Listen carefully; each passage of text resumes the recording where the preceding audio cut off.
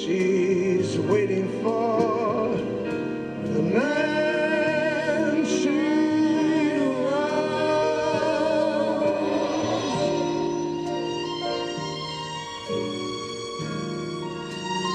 We're treasure hunters, and so for me, I travel, like we were talking about, I'm from Houston originally, and so when I go see my parents, a lot of times I'll hook up my trailer, a very large trailer, and hit the road and just hunt my way down there and come back a different way, and so you never know what you're going to find.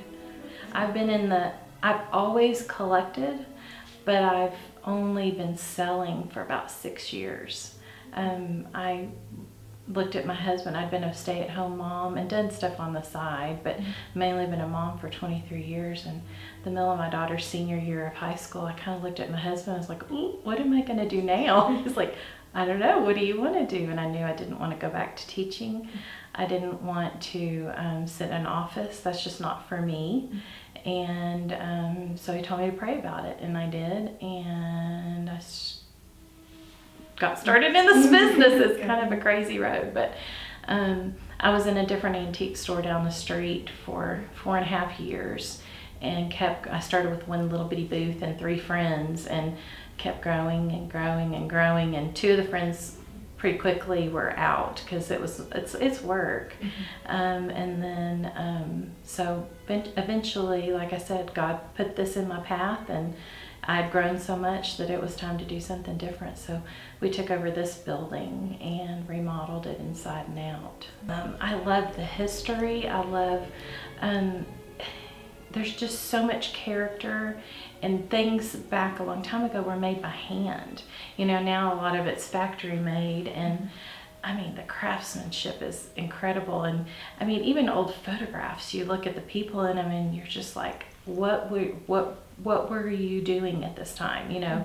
We've got some photographs that are almost 100 years old, and it's just fascinating to look at them. And like I said, just the character and the craftsmanship in these things, and they're solid pieces of furniture. They've been around, some of them, for almost 200 years. And you can't buy that anymore. It adds, you can have a very contemporary home and a lot of contemporary furnishings in it, and add a few antiques in it. It just adds amazing character. You don't have to have all antiques in your house. You have to, some people walk into a furniture store and say, boom, I want this room.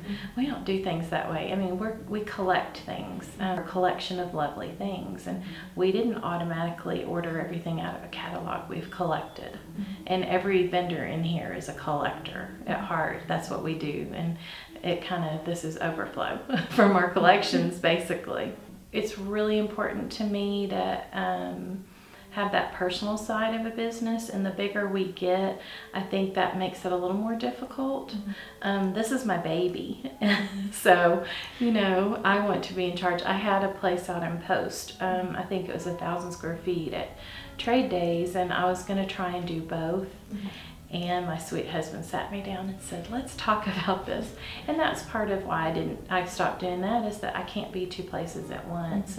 The personal aspect of being a shopkeeper is really important to me, for people to feel welcome and invited back. There are a lot of pieces. I tell Lori all the time, oh my goodness, I didn't want that to sell. I mean, that's what we're here to do, but we hand pick everything that's in here, and we get attached. And I don't buy unless I love it. I don't buy something to bring into my store unless I love it. And it kind of started when I first started selling in here, or down the street. I thought, I better love it, because if it doesn't sell, it's going home with me.